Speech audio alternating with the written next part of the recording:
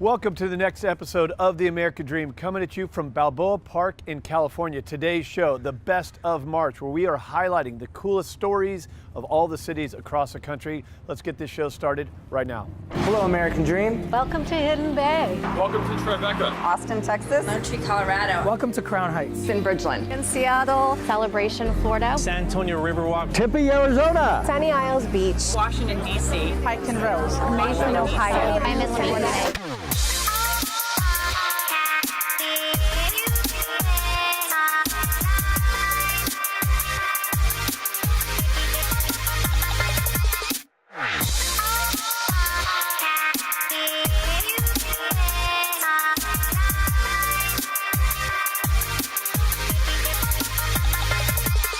This is my American dream. We do it in the spirit of going against the grain in the negative media, giving inspiring information, and having people walk away from our show with something of value. You're seeing a disruption in both the real estate and the mortgage space. A lot of people just not willing to put in the work. What video does is that it demands an emotional response. You know what I love about this show? It's totally unscripted. The thing about cool parks, they have cool trees, like this one, so I decided to climb it. Fun fact, did you know that Balboa Park is the biggest urban park in all of the U.S.? Well, anyway, let's get back to the show. Best of segments. We're going up to Seattle to visit with our good friend, co-host Dan Keller. He's going to take us on a fishing boat, so let's go check out Seattle. What's up, buddy? What's happening? You ready to do this? Oh, yeah. Let's go.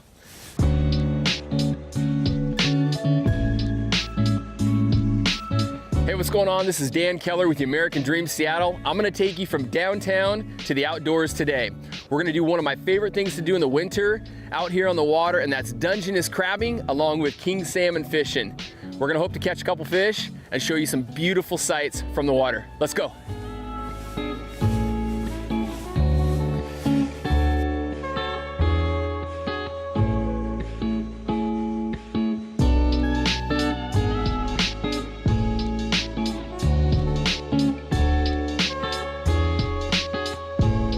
I think one of the reasons why I was invited on to host this show is I have clarity around what the American dream means to me.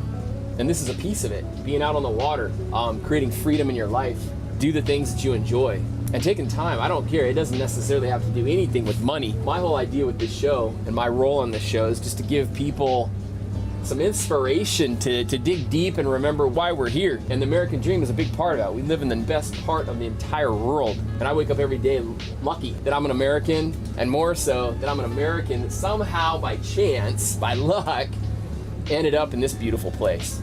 You know, something that I've seen over the past few years, and it encouraged me to take on this role with the American dream, is a lot of friends and a lot of clients and a lot of people in the community that I meet. And you know, through the stresses of life, through the busyness of life, somewhere along the way they lost sight of their American dream. And so my hopes is that this show brings back some of that fire in someone watching the show going, you know what, you know, I'm put here for a very limited time in this beautiful planet, especially up here in the Seattle area. This is how you can make the most of it. Identifying what the American dream means to you individually, and just going out and doing it.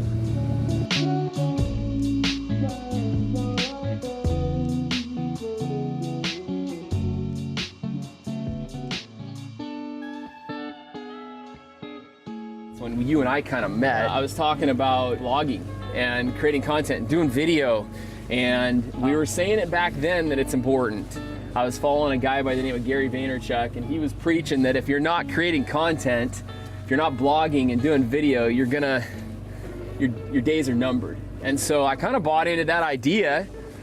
And the American Dream TV is just it's just an opportunity to create content at a really, really high level. I mean, high quality content and valuable content. It's a movement, I think, that's going to go crazy up here in the Northwest. And as a loan officer, if you're in the space with real estate agents, whether you're on American Dream or you're just creating content, that should be your approach, to be known. It doesn't matter how good of an attorney you are, it doesn't matter how good of a real estate agent you are or a loan officer you are, if nobody knows who you are, you're gonna go broke. Have a strategy where you post once or twice a week on social media, and it just could be the story of your life, what you're doing. But it works. It's creating. That post, Dave, that you mentioned is proof that I'm creating a tribe on social media that's genuinely interested in what I'm doing because of the content that I've created over the last couple of years, man. It's not gonna happen overnight, but there's no better time than to start right now.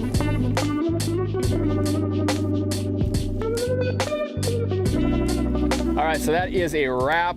I hope you enjoyed your time with us today. It was cold, but we got to see Camano Island, Whidbey Island, and beautiful Snohomish County from the water looking in. So one last thing, if you're interested in real estate in any of these areas, got some incredible real estate professionals that are a part of the American Dream TV show, some of the best in the area, and I'd be happy to introduce you to one of them.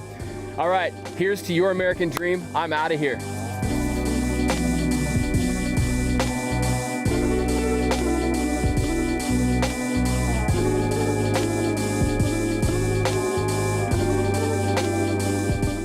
Have you ever done yoga before? Yes, no, maybe so. I bet you've never done it with a goat. Well, we're gonna go out to Tampa and check this out with Jenn Ferlita. Let's go have some fun doing yoga with goats.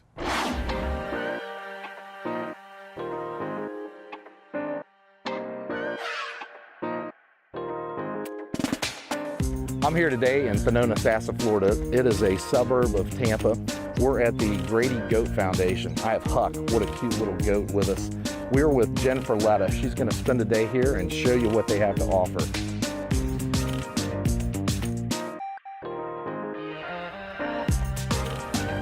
Hi guys, I'm Jenn Ferlita. I'm here with Debbie Canton. She's the founder of Grady Goat Foundation. So Debbie, thanks for having me out today. Welcome, thanks for coming. And I wanted to know kind of where this whole thing came about for you. We had a goat born here on the ranch. His name was Grady. He couldn't walk for the first week. We later realized he was blind and deaf. He was our inspiration to start our foundation, and our foundation supports children facing adversity. So what do you guys do to raise money for the foundation? Well, we do goat yoga every weekend, every Saturday and Sunday. As you know, people love it when they leave here, and the whole experience is just great. Yeah, definitely. So I did it 2 weeks ago. I had a blast, and you don't have to be a yoga expert to come here and do it. No experience necessary. It's just not a typical yoga class.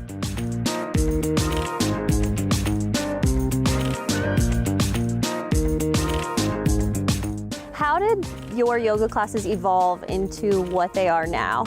We started with one class per week, then it turned to 2 classes a week. Now we see 60 people twice a weekend. We've seen in total for the 2 years coming up, close to 10,000 people have been out here to do goat yoga. Wow, that's so amazing. How do goats and yoga kind of correlate here?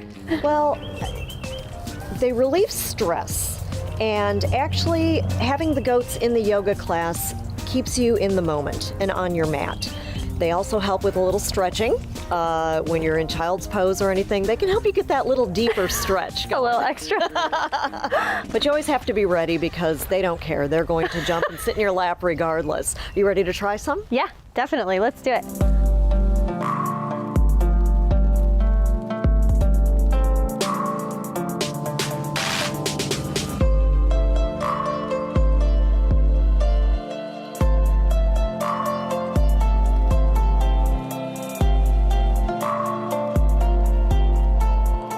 So we just had so much fun doing all of the yoga with the goats, and now we're gonna head over to the Airbnb.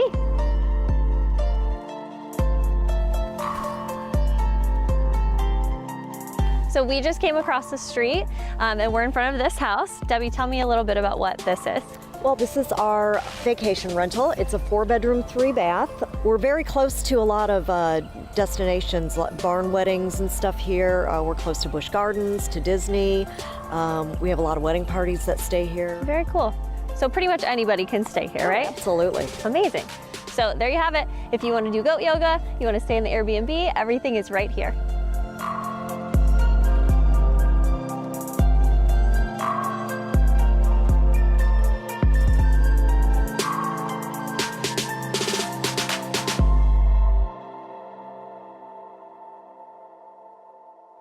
Dream is a national show, but we always highlight local cities. Let's go check out what's happening in your own backyard right now.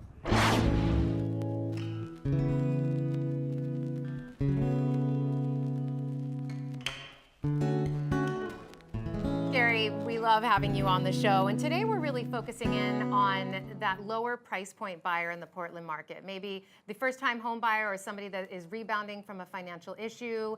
We're going to be talking about the person that might be approved for around $250,000, but as you were saying earlier, the median home price for a house in the Portland area is $395,000. That's almost $400,000. There's quite a price discrepancy there. So what is that person supposed to do? How do they get into the market?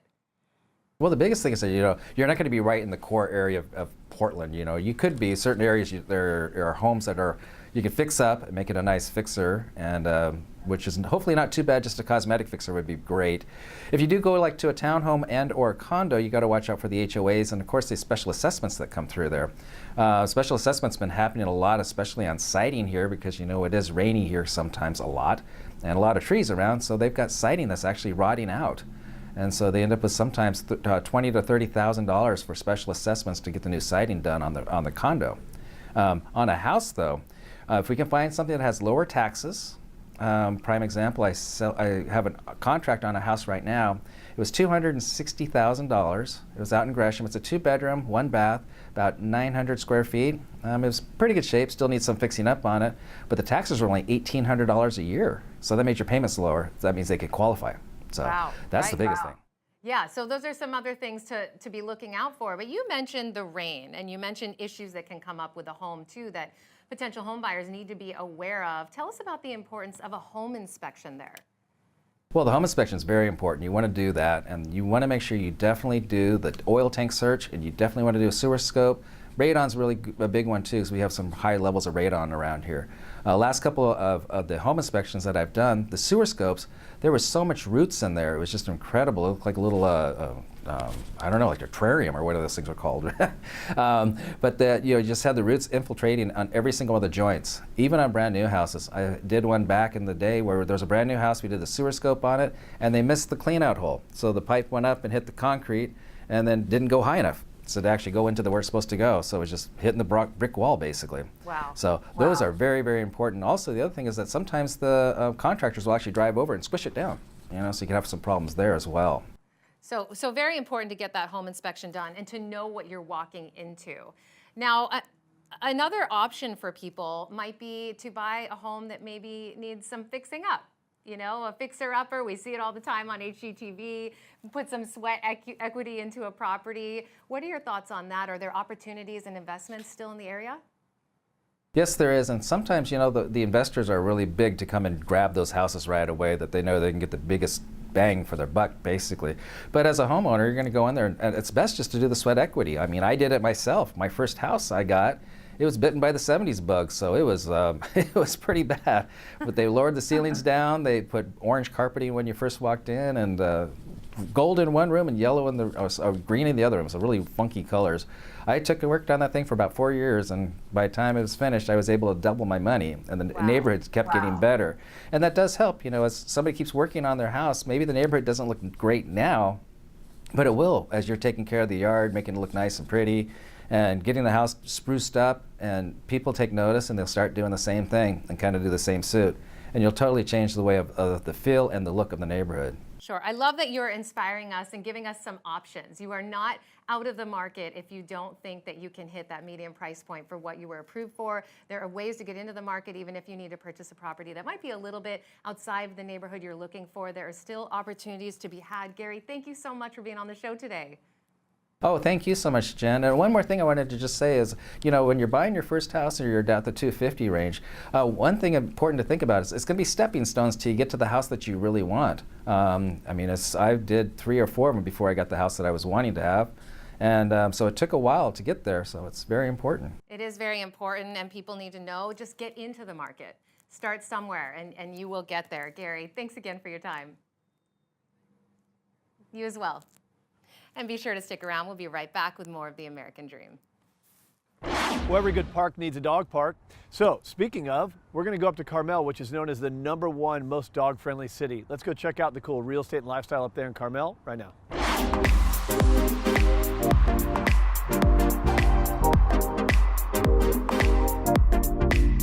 Hi guys, Chad Hawker with Synergy One Lending right here at our downtown Carmel office.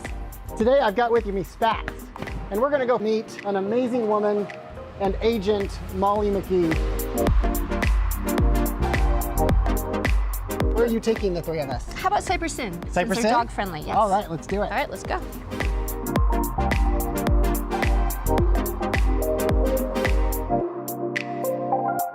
So Chad, are you familiar with Cypress Inn? I am not. Okay, so it's founded by Doris Day, and it's very animal friendly. Actually have treats. They cater to every need of your dog.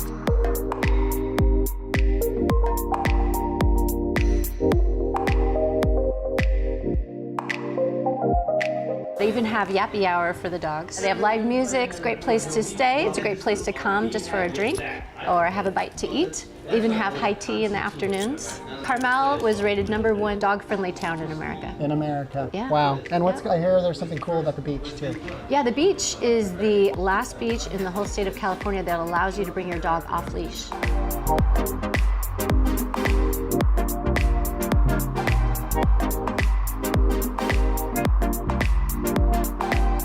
All right, Chad, thank you so much for joining us. We're gonna take off. We're gonna go take a look at a listing down the street and then head to the beach.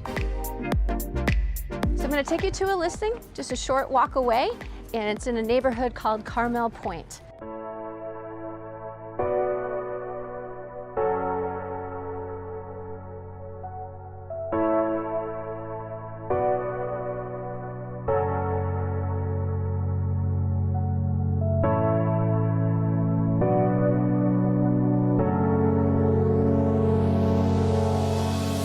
To show you a gorgeously remodeled contemporary farmhouse here in Carmel, California. Just 1.5 blocks to Carmel Beach. Come inside and I'll show you around.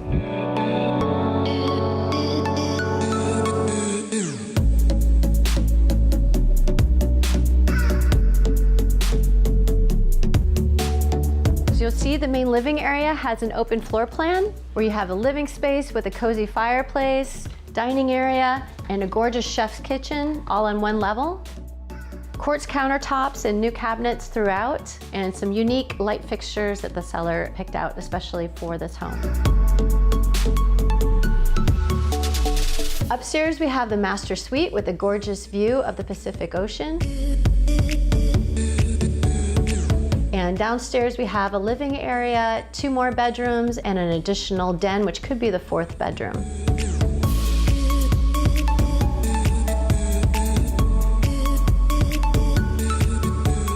One of the best features of this home is its proximity to the Carmel Beach. So that's where I'm headed. I'm gonna take my dog Bailey down to the beach right now. Be the perfect ending to a gorgeous day.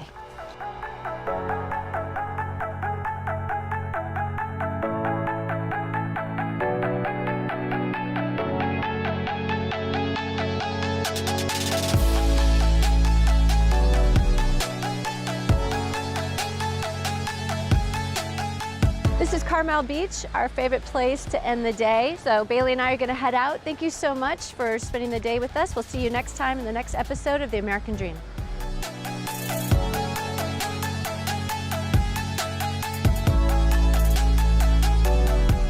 In March, we celebrated International Women's Day. So what better segment to highlight right now than a home in Phoenix that was built by only volunteer women? Let's go check this out right now.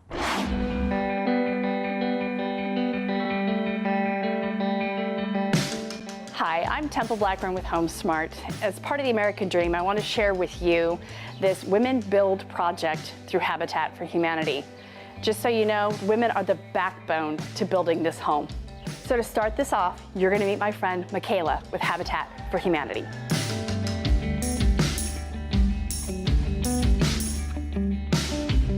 I want to introduce my friend Micaela with Habitat for Humanity. Micaela, can you please share with everyone what you do here for Habitat? Well, yeah, I'm Micaela with Habitat for Humanity Central Arizona. I'm the Director of Sponsor Relations. So my department oversees all of our corporate and faith-based donors. who pay for the actual sticks and the bricks of our home and really make it possible for us to do what we do out in the community. So the Scottsdale Women's Council Realtors decided to take on Habitat for Humanity as one of our charitable organizations this year, so that's how we got to meet. I'm super excited. So the Women Who Build that we're working on right now, we're building a house for a family. So tell us a little bit about that family. Yeah, the Zen and Gabriel family are refugees from Ethiopia. They have been here for about 6 years. Emma Shaw and Sarah had 2 boys, and then since they have come to the United States, they have had their daughter Rian, who's adorable, quite rambunctious, but they're so excited. They've been living in really an overcrowded apartment.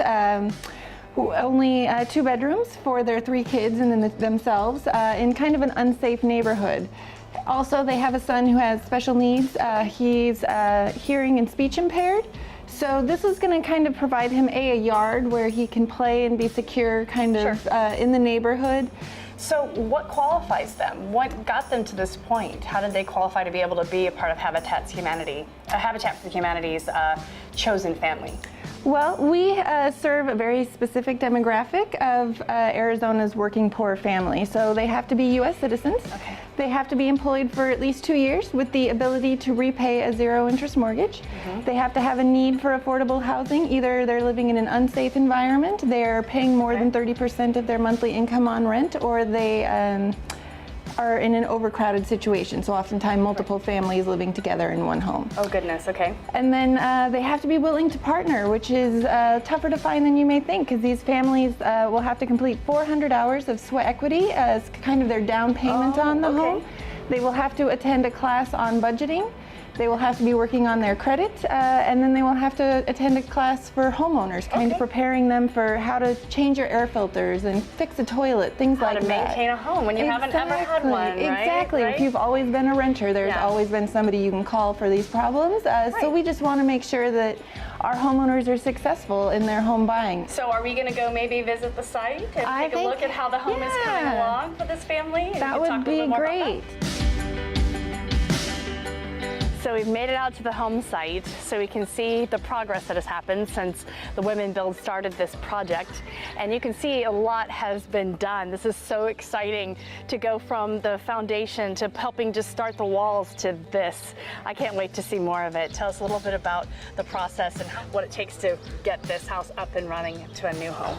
Well, this house we started 4 weeks ago. So our total builds are usually about 16 weeks, so we're a third of the way through. But it's just incredible what the volunteers are able to do in just such a short amount of time. You know, the bringing of people together, because really, especially the beginning stage, is all volunteer driven. Right.